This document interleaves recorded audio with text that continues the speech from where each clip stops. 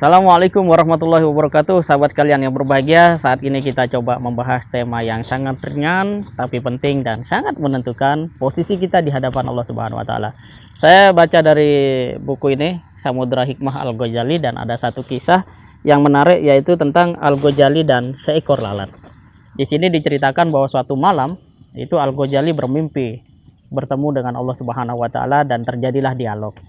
Kemudian Allah bertanya, apa yang telah menjadi bekalmu untuk bertemu dengan Allah Subhanahu wa taala? Al-Ghazali pun menyebutkan prestasi-prestasi ibadahnya yang sangat luar biasa. Namun Allah menjawab dengan tegas bahwa Allah Subhanahu wa taala menolak semua itu.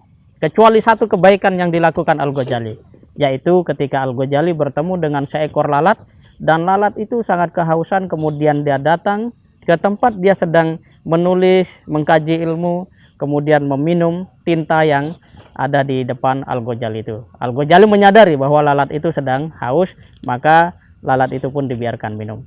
Ternyata itulah yang menjadikan Al-Ghazali oleh Allah disebut sebagai masuklah sebagai hambaku dan masuklah ke dalam surgaku.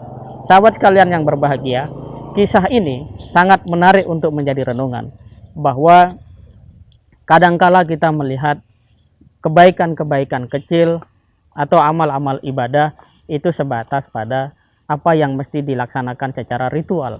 Sebenarnya lebih dari itu adalah keterlibatan hati. Membantu orang, mungkin bagi yang sudah terbiasa, udah kasih saja gitu. Tapi kalau dia disertai dengan sebuah kondisi hati yang dia peduli, dia sadar, boleh jadi itulah yang akan menjadi amalan yang di sisi Allah itu sangat besar dan sangat penting, dan karena itu Allah terima sebagai golongan dari hamba-hambanya.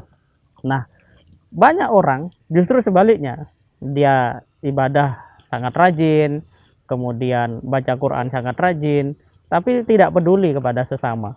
Bayangkan dari kisah tadi, Al-Ghazali itu peduli pada seekor lalat. Kita bisa bayangkan apa manfaat lalat dalam konteks kacamata manusia. Tetapi itulah yang terjadi, bahwa kasih sayang kepada siapapun makhluk Allah itu jika disertai dengan niat yang tulus dan ikhlas akan mendatangkan kebaikan-kebaikan yang besar di sisi Allah Subhanahu wa taala. Nah, sekarang kalau ini coba kita tarik dalam konteks kepemimpinan, betapa banyak pemimpin, presiden-presiden di berbagai negara yang dia tidak tahu rakyatnya kelaparan. Bayangkan, rakyat kelaparan dia tidak tahu. Andai pun tahu, yang jelas sudah pasti tahu, karena data kemiskinan itu ada, tercatat, bahkan di masa pandemi begini meningkat. Kita lihat kebijakannya seperti apa. Kalau tidak peduli kepada mereka, ya jangan harap. Walaupun pemimpin itu ibadah haji, puasa, atau bahkan kurban juga dengan bobot sapi yang luar biasa, ketika satu orang tidak dipedulikan makan dan minumnya, bahkan nyawanya, maka sulit untuk kemudian dia sampai pada posisi yang terbaik di hadapan Allah Subhanahu wa taala. Itu jika kita komparasikan dengan apa yang dikisahkan oleh Al-Ghazali dan menjadi pengalaman hidup beliau.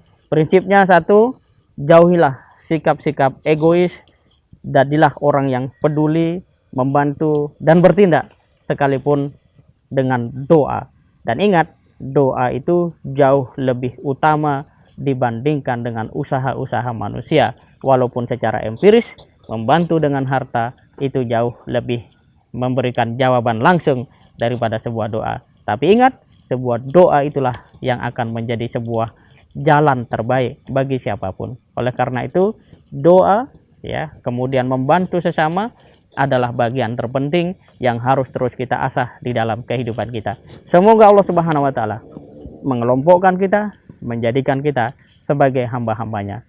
Dan dengan konten YouTube seperti ini, yang sederhana seperti ini, mudah-mudahan ini dinilai sebagai kebaikan dan kepedulian oleh Allah Subhanahu wa taala, sehingga kelak mendatangkan ridhonya untuk saya dan seluruh sahabat semua yang menyaksikan dan mendapatkan manfaat serta menyebarkannya kepada sesama. Assalamualaikum warahmatullahi wabarakatuh.